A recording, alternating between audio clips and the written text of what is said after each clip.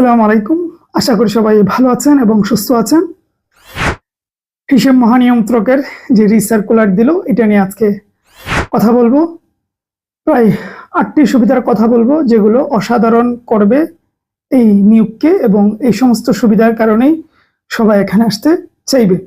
আচ্ছা, এই হিসাব মহানিয়ন্ত্রকের নিয়োগের আবেদন গতকাল থেকে শুরু হয়েছে। এটা চলবে আগামী এই মাসের 27 তারিখ পর্যন্ত। সুতরাং আবেদন যাদের করার ইচ্ছা রয়েছে দ্রুত করে নেবেন। আচ্ছা, এই হিসাব মহানিয়ন্ত্রক নিয়ে আমার প্রচুর ভিডিও আছে, গত 3-4 বছর আগেও করেছি, এখনো আছে, প্লে লিস্ট আছে, চ্যানেলে ঢুকলেই পেয়ে যাবেন। কিন্তু আজকেও ওই সব কিছু না, সামারি করে কিছু সুবিধার কথা বলবো। আশা করি আপনার ভালো লাগবে। ভালো লাগলে চ্যানেলটি সাবস্ক্রাইব করে দেবেন, পেজটি ফলো দিয়ে দিবেন। মূল কথায় আসি। প্রথমত, এই হিসাব মহানিয়ন্ত্রকের প্রথম যে সুবিধাটা আপনাকে ভালো লাগবে সেটা হচ্ছে জেলা এবং উপজেলায় পোস্টিং। অর্থাৎ আপনি নিজের জেলায় উপজেলায় পোস্টিং পেতে পারেন, অথবা পার্শ্ববর্তী উপজেলায় ও আপনার হতে পারে। ঠিক আছে, মোটামুটি নিজের জেলাতে থাকার সুযোগ রয়েছে। যদিও শুরুতে পার্শ্ববর্তী জেলাতে যদি যেতেও হয়, কিন্তু তারপরেও কাছে আসতে পারবেন। মধ্য কথা, জেলা উপজেলা ঘোরাঘুরি করার একটা সুযোগ আপনার রয়েছে, বেশি দূরে যেতে হবে না। 2 নম্বর হচ্ছে পদোন্নতি। অনেক জায়গা থেকে এখানে পদোন্নতি মোটামুটি ভালোই বলা যায়, ভালো। অনেক দপ্তরের সাথে তুলনা করলে আপনি এখানে অনেকটা কম সময়ের ভেতরে, কিছু শর্ত সাপেক্ষের বিষয়ে আপনি দ্রুত সময়ের ভেতরে এবং অন টাইমে, অনেকে তো অফিস এই কাগজে কলমে থাকে 3 বছর 4 বছর পর এটা সেটার পর প্রমোশন হবে, কিন্তু আদতে 10 বছর লেগে যায়। কিন্তু এখানে ওইরকম নয়, আপনার একদম অন টাইমে আপনার প্রমোশন হবে, যা অন্য যে কোনো জায়গা থেকে এটাকে একটু এগিয়ে রাখবে। 3 নম্বর সুবিধাটা হচ্ছে ওভারটাইম বা অতিরিক্ত কাজ। আপনার যখন আমাদের অর্থ বছর শুরু হয় তখন, বা শেষ হয় কোনো অর্থ বছর, তখন কিন্তু তাদের কাজের প্রেশার প্রচুর বেড়ে যায়। বছরের এই সময়টাতেই প্রচুর কাজ করতে হয়, অতিরিক্ত টাইমে কাজ করতে হয়।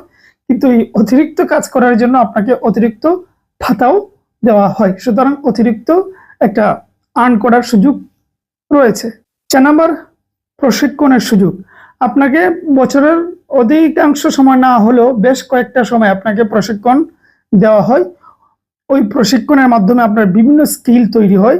রাষ্ট্রের বিভিন্ন অর্থনৈতিক কেন্দ্রিক অনেক স্কিল আপনার বেড়ে যায়, যার কারণে এই স্কিল আপনার দৈনন্দিন কাজে প্রভাব পড়ে এবং প্রমোশনের ক্ষেত্রে এটা ভালো একটা ভূমিকা রাখে, এবং অর্থনৈতিকভাবেও ভালো ভূমিকা রাখে এই প্রশিক্ষণের কারণে।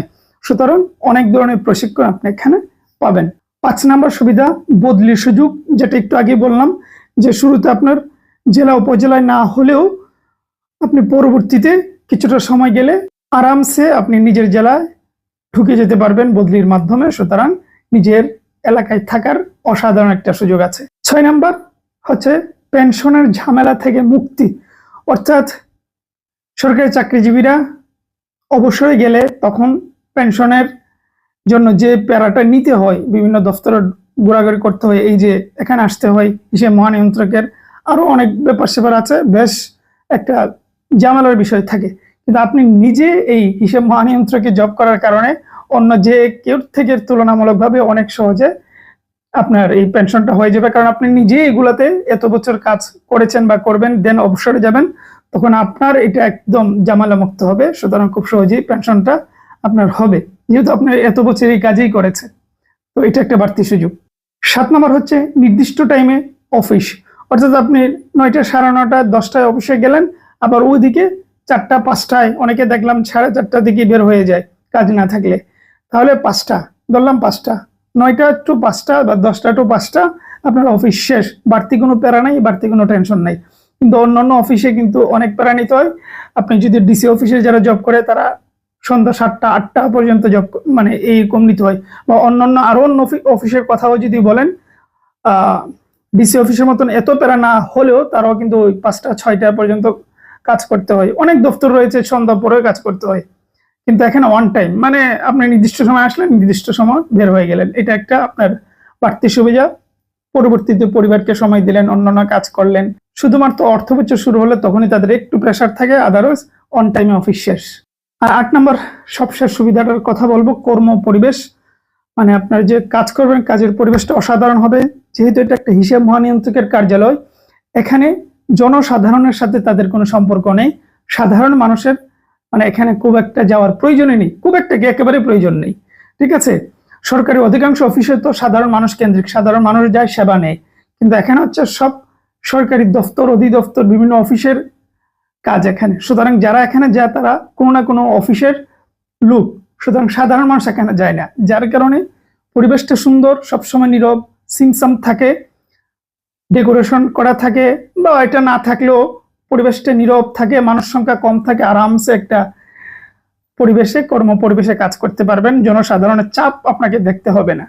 তো সবকিছু মিলিয়ে আমার মনে হয় এই অডিটর, জুনিয়র অডিটর বা এই পদগুলো খুবই অসাধারণ একটা বিষয় হবে, আপনার কেরিয়ারের জন্য ভালো ভূমিকা তো রাখবেই, কিন্তু চাইলেই তো হবে না, পড়াশোনা করতে হবে। এই হলো বিষয়। এই অডিটরের জন্য আমাদের একটা বই আছে, কভার পেজ দেখতে পাচ্ছেন, এটা রিভিউ ভিডিও আছে, চ্যানেল ঢুকলে পাবেন, চাইলে নিতে পারেন, হোয়াটসঅ্যাপে গিয়ে নক দিলে হবে, স্ক্রিনে নাম্বার দেখতে পাচ্ছেন। নতুন একটা আসতেছে, সেটা হচ্ছে অনলি জুনিয়র অডিটরের জন্য, এটা বাইন্ডিং কাজ চলতেছে, আরো 15 দিন আগে আপনাদেরকে বলছিলাম আসবে, তো এটা আসলে দেখতে পারবেন। তো এই হলো বিষয়, ভালো থাকবেন, সুস্থ থাকবেন।